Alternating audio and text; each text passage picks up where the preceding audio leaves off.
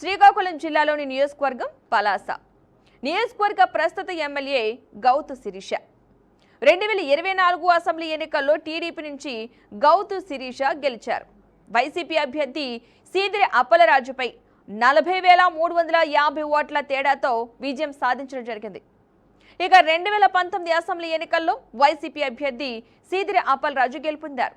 TDP అభ్యర్థి గౌతు శిరీషపై 16,247 ఓట్ల తేడాతో విజయం సాధించారు.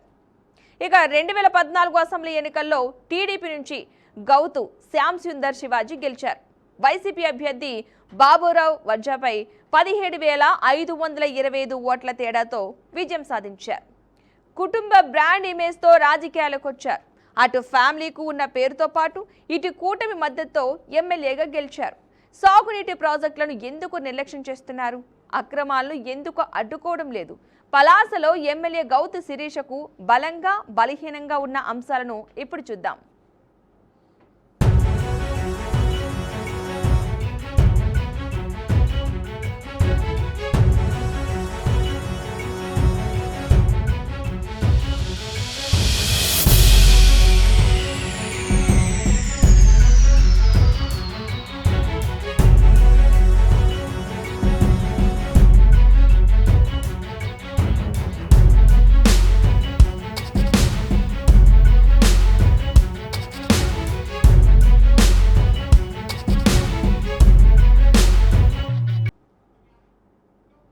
ముందుగా ఎమ్మెల్యే గౌతు శిరీష బలంగా ఉన్న అంశాలపై ఉలుక్కేద్దాం. Gouthu brand image. ఉత్తరాంధ్ర ప్రజల ఆరాధ్య దైవం, స్వాతంత్ర సమరయోధుడు సర్దార్ గౌతు లచ్చన్న మనవరాలిగా ఆమెకు ప్రజల్లో మంచి గౌరవం ఉంది. పలాస నుండి సుదీర్ఘకాలం ప్రాతినిధ్యం వహించిన మాజీ మంత్రి గౌతు శ్యామ్ సుందర్ శివాజీ కుమార్తెగా కుటుంబానికి ఉన్న క్లీన్, అవినీతి రహిత ఇమేజ్ ఆమెకు అతిపెద్ద ప్లస్ పాయింట్. ప్రజల్లో సానుభూతి, పట్టుదల. 2019 ఎన్నికల్లో ఓడిపోయినప్పటికీ ఆమె నియోజకవర్గాన్ని విడిచిపెట్టకుండా 5 ఏళ్ల పాటు ప్రతిపక్షంలో ఉంటూ ప్రజల సమస్యలపై నిరంతరం పోరాడారు. ఈ పట్టుదలే 2024 ఎన్నికల్లో ప్రజల నుండి ఆమెకు భారీ సానుభూతిని తెచ్చిపెట్టింది. కీలక మౌలిక వసతులు, అభివృద్ధి పనుల్లో వేగం. పలాస మున్సిపాలిటీ ప్రజల దశాబ్ద కళ అయిన రైల్వే ఓవర్ బ్రిడ్జ్ పనులను కూటమి ప్రభుత్వం ద్వారా అత్యంత ప్రతిష్టాత్మకంగా ముందుకు తీసుకువెళ్తున్నారు. నియోజకవర్గంలోని కేసుపురం, పెదంచల, బూదరసింగి పరిధిలోని పాత కాజ్వేల స్థానంలో కొత్తగా హై లెవెల్ వంతెనల నిర్మాణానికి అసెంబ్లీ వేదికగా ప్రభుత్వ అంచనాలను సాధించారు.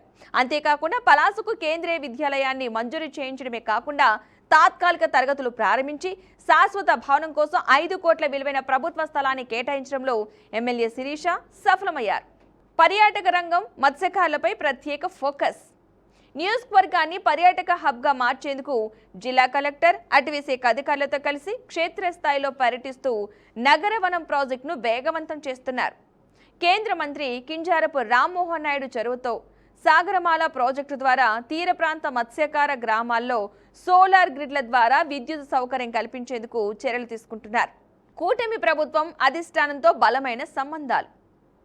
తెలుగుదేశం పార్టీ రాష్ట్ర ప్రధాన కార్యదర్శిగా, శ్రీకాకుళం జిల్లా పార్టీ అధ్యక్షురాలిగా బాధ్యతలు నిర్వహించిన ఆమెకు సీఎం చంద్రబాబు, మంత్రి లోకేష్ వద్ద మంచి పట్టుంది. కేంద్ర మంత్రి రామ్మోహన్ నాయుడుతో ఉన్న సమన్వయం వల్ల నియోజకవర్గానికి కేంద్ర రాష్ట్ర నిధులు సులభంగా సాధించగలుగుతున్నారు. వలసల నివారణ, సాగునీరు. ఉద్దానం, పలాస ప్రాంతాల నుండి వలసలను అరికట్టేందుకు స్థానిక యువతకు ఉపాధి అవకాశాలు కల్పించడంపై, చివరి ఆయకట్టు భూములకు నీరందించడంపై ప్రాథమికంగా కృషి చేస్తున్నారు.